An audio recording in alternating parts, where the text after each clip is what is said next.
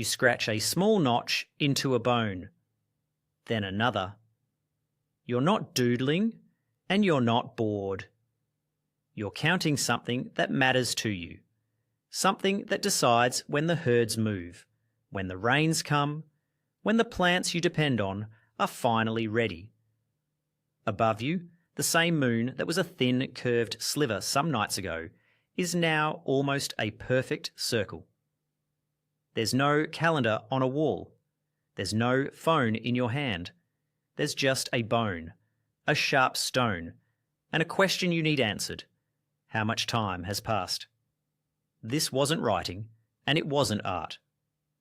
As far as anyone can tell, it might have been one of the very first times a human being tried to make time itself visible, something you could hold, count, and check again later. In 1950, a Belgian geologist named Jean de Heinzelen was excavating near a fishing village by Lake Edward, in what is now the Democratic Republic of the Congo, when he uncovered a small, carved bone tool. It's known today as the Ishango bone. Its handle is covered in groups of notches, carefully carved into rows, dated to somewhere around 20,000 years ago. At first, it looked like simple tally marks, the kind you'd use to count anything. But the groupings caught people's attention. They didn't look random. So what were they counting? That question has never been fully settled, and it's worth saying plainly. Not every researcher agrees on the answer. Some have pointed out that the notches on the Ishango bone cluster into specific groupings, one row adding up to 60, another made up almost entirely of prime numbers, and have wondered whether this was an early flicker of mathematical curiosity rather than a calendar at all. But one of the most influential voices on the calendar theory came from an American scholar named Alexander Marshak, who spent years in the 1960s and 70s examining engraved bones like this one under magnification. Marshak argued that many of these upper Paleolithic markings found across Europe and Africa weren't decoration at all. He proposed they were notational systems, sequences scratched a little at a time, day by day, tracking something cyclical. His leading theory, the phases of the moon. Decades later, a German historian of astronomy named Michael Rappenglick went further still. He proposed that some Ice Age cave art, including sections of the famous Lascaux cave in France, wasn't only depicting animals. He argued certain clusters of dots and marks, painted alongside the animals, lined up with real constellations, including the star cluster known as the Pleiades, suggesting the night sky itself was already being recorded, tracked, and remembered, long before anyone wrote a word. It wasn't an isolated claim resting on one object. In a cave shelter on the border of South Africa and Swaziland, archaeologists found another marked bone, now called the Lubombo bone, dated to roughly 43,000 years ago, making it one of the oldest known mathematical artifacts on the planet. It carries 29 distinct notches. A lunar month, the time from one new moon to the next, runs about 29.5 days. 2 different bones, 2 different continents, 2 different moments in deep history, separated by tens of thousands of years, and in both cases, a number that lines up suspiciously well with the sky. Picture what that actually meant for the person holding the bone. You can't ask anyone what day it is. There's no shared clock the whole group checks. So instead, you watch the sky every night and you carve a line. Some nights the moon is hidden behind cloud and you have to decide whether to guess or wait. Some nights you almost forget and catch yourself only after the fire has burned low and everyone else is already asleep. The moon disappears, swells back into a full circle, and disappears again, and your bone fills up with a small, growing record of that rhythm.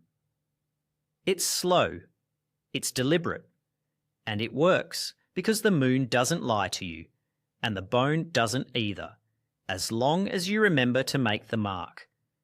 And it isn't only your record. An elder checks it against memory.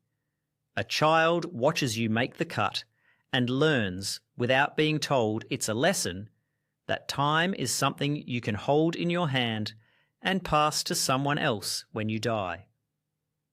Why would that matter enough to bother? Because almost everything that kept you alive ran on a schedule you didn't control. Certain plants were only edible or only ready during a narrow window, sometimes only a handful of days a year. Fish ran upstream to spawn on their own timetable, not yours. Migratory herds passed through a given valley once, maybe twice, in a full cycle of seasons, and if you weren't there when they arrived, you simply didn't eat that month, knowing roughly how many days had passed since the last full moon, since the last frost, since the herd was last seen near the river, was the difference between being ready and being too late. Here's where it gets stranger, and a little uncomfortable if you think about it for too long. That same need, knowing when, didn't stay small. Thousands of years later, in the desert of southern Egypt, a site called Napta Playa was built. A circle of stones, modest in size, but precisely aligned to mark the summer solstice, the longest day of the year, arriving at the same moment the region's seasonal rains and floods were due. The astronomer J. McKim Malville, who studied the site closely, dated parts of it to roughly 6,000 years ago, possibly older than Stonehenge by close to 1,000 years. Around the same broad era, on the other side of Europe, in Ireland, a massive mound called Newgrange was built with a narrow roof box positioned so that on the winter solstice, and only the winter solstice, a beam of sunlight travels down its long passage and lights the inner chamber for a few minutes before vanishing again for another year. Imagine standing inside that chamber in total darkness, waiting. You've waited a full year for this exact morning. Then the light arrives, a thin blade of gold cutting through stone that took an entire community years to move and stack. And for a few minutes, the inside of the mound is lit by a sun. Nobody alive that day had the power to summon early or hold back even a second longer. A bone you can carry in one hand had become a structure you could walk inside, and the stakes had changed along with the size. A notch you forget to carve is a minor error, fixed tomorrow night. A monument built slightly off axis is wrong forever, set in stone, undoing itself only once a year when the light fails to arrive exactly where it's supposed to. Getting time right had gone from a personal habit to a public, irreversible act of engineering. That shift mattered for another reason too. Whoever could reliably predict the solstice, the flood, the precise turn of the season, held something close to power. They could tell everyone else when to plant, when to gather, when to hold the ceremony that marked the new year. Most people in the community couldn't check the math themselves.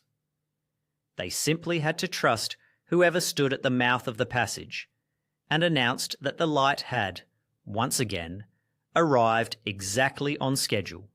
Tracking time stopped being only about survival and quietly became about authority. The people who controlled the calendar controlled, in a very real sense, everyone who depended on it, and a skill that began as a private habit, a hand and a bone in the dark, had become something closer to a priesthood. You still depend on it. You just don't carve the notches yourself anymore. Your phone counts for you now, silently, constantly, far more precisely than any bone ever could. It doesn't wait for you to remember. It doesn't care whether the sky is cloudy, whether you're tired, or whether last night's fire burned down before you checked the sky. It simply always knows, down to the second, and hands you the answer before you've even thought to ask the question. You never have to wonder, the way a hand in the dark once had to wonder, whether you miscounted, whether a cloudy week threw the whole record off, whether the moon you're picturing in your memory really matches the one actually hanging in the sky tonight. But underneath that convenience, it's answering the exact same question a hand in the dark 43,000 years ago was trying to answer with a sharp stone and a piece of bone. How much time has passed and how much is left? You scratch a small notch into a bone, except now the bone is glass. The notch is a notification, and the moon you're tracking is just every other moment quietly asking for its turn.